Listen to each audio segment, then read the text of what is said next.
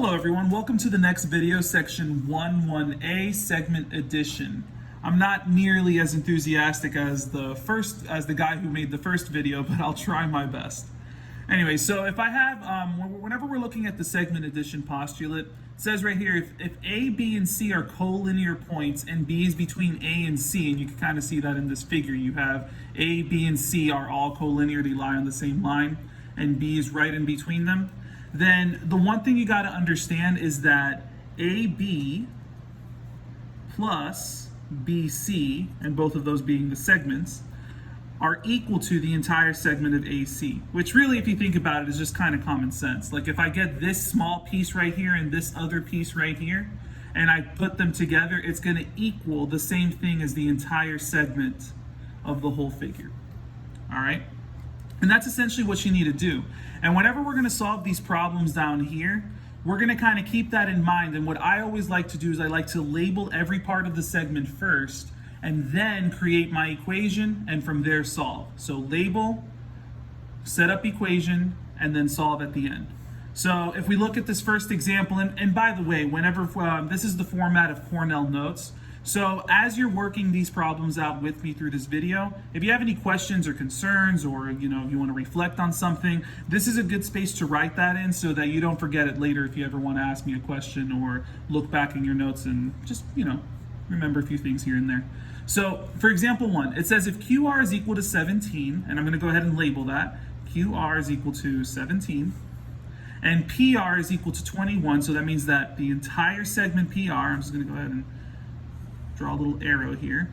The entire segment is 21. Find PQ. So PQ is what we don't know. So I'm going to go ahead and label PQ as X, since that's our unknown value. So using that theorem that we looked at earlier, AB plus BC is equal to AC. So again, we're going to keep that in mind when we're setting up our equation. The small segment plus the other part of the segment together, so X plus 17, all right, and both of those added together is going to equal the entire length of the segment, so it's all equal to 21. All right, and now from here, this is just some simple algebra. So if we want, ultimately the goal here is to get X by itself. So if we want to get X by itself, we're going to go ahead and subtract 17 from both sides, and then 21 minus 17 is 4. And that's our answer for X, and that's also our answer for PQ. All right, let's do another example. So for example 2, they're saying here if EG is equal to 71, so this entire segment is equal to 71, all right? Find the value of X, all right? So over here, again, we're using the same postulate that we were looking at earlier. I have this part of the segment and this part of the segment together, if I added them up, will equal 71. So everything is nice and labeled for us here, so I'm going to go ahead and set up the equation. So EF plus FG, which is 8x minus 17, and I'm going to put that in parentheses, plus 5x minus 3 is equal to the entire thing, 71. All right? So once you get your equation set up, now it's just going back to what you learned last year in algebra. So our goal is to get X by itself, and first thing, we're just going to look at this side of the equation and try to combine as many like terms as we can. So if I look at 8x, well, the only other term here that's similar to that is the 5x. Those are like terms. So I'm going to go ahead and add those two together. So 8x plus 5x gives us 13x. And then if I combine these two numbers together, I have negative 17 and negative 3. Well, since both of them are negative, it's almost like I'm going to add them and keep the sign, and it's going to be negative 20, and that's equal to 71. All right, so now from here, again, I got to get X by itself, so I'm going to keep all the variables on one side and move all the constants to the other, so I'm going to add 20 to both sides. And I have 13x is equal to 91. And then now from here to get X by itself, we just divide by 13. And 91 divided by 13 is 7. And that's our value for X, because that's what the question was asking for. Sometimes you're going to get questions that'll ask you for something beyond x, and they'll ask you to, like, figure out what FG or EF is, but we're going to see one of those. We're going to see that in example 3. All right. So for example 3, it says if JL is equal to 5x plus 2, find JL. So now they're saying that the entire segment is an actual algebraic expression, so 5x plus 2, but the setup is still going to be the same. So long as we labeled everything, when you create the equation and you have consistency in how you create that equation, you're almost never going to make a mistake. Like going back to example 2, everything was labeled. That's usually step 1, label. Then step 2, set up the equation, just like you would with the postulate, set up equation. And then step 3, solve. All right, so we're going to do the same thing here. Everything is nice and labeled. JK, KL, and JL are all labeled for us. So now we're just going to do the same thing. The smaller segments added together, so 27 plus 3x minus 1, is going to equal the longer segment, which is 5x plus 2.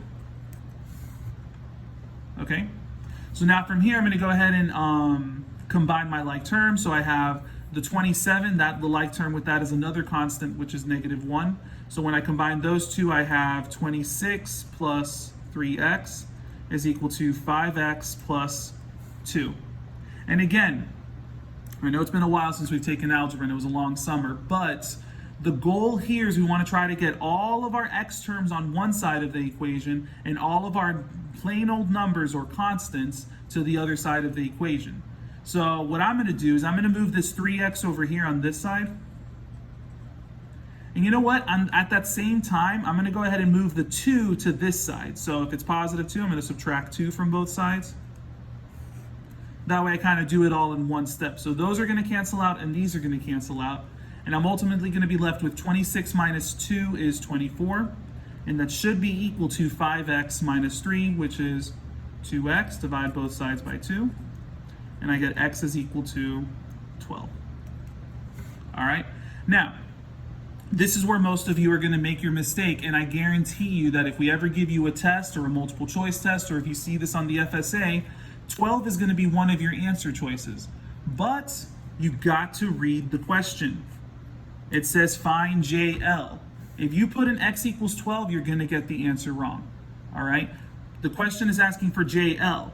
JL is represented by, is the entire segment, which is represented by 5x plus 2.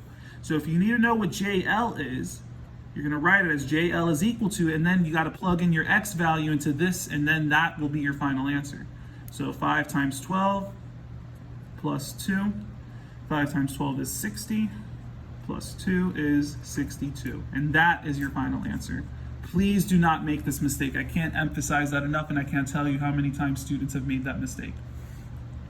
All right? So now for example number 4, now they're going to throw a new term at us. It says if Q is the midpoint of PR, find the value of X. All right? So here's that word that we probably can figure out what it means just based off of the word mid. But if Q is the midpoint of PR, what that's essentially telling us is that Q is right in the center, in the middle of this entire segment. So and you just got to think about it and, intuitively, if Q is right in the middle of that segment, then doesn't that mean that this side is the same as that side right there? So, well, they're both kind of already labeled for us. So now if we wanted to go ahead and set up our equation, we got to keep that in mind. If this is the same as that, then we just said these two algebraic expressions equal to each other.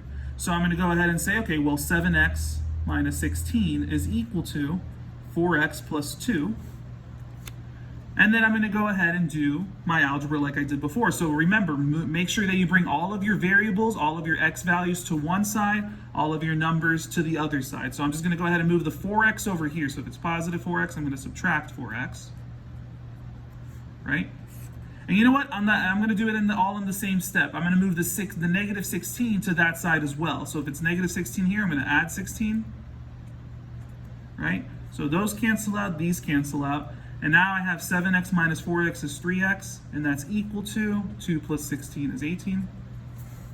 All right? And then divided by 3. So So x is equal to 6. Now, is that what the question is asking for? Yeah. Since they're asking for the value of x, I can stop it right there. If they ask for anything else, then you would have to plug it back in. So that was a nice short video for you guys. So hopefully that is enough information to kind of get you through the next IXL. If you have any questions, please don't hesitate to ask. Take care.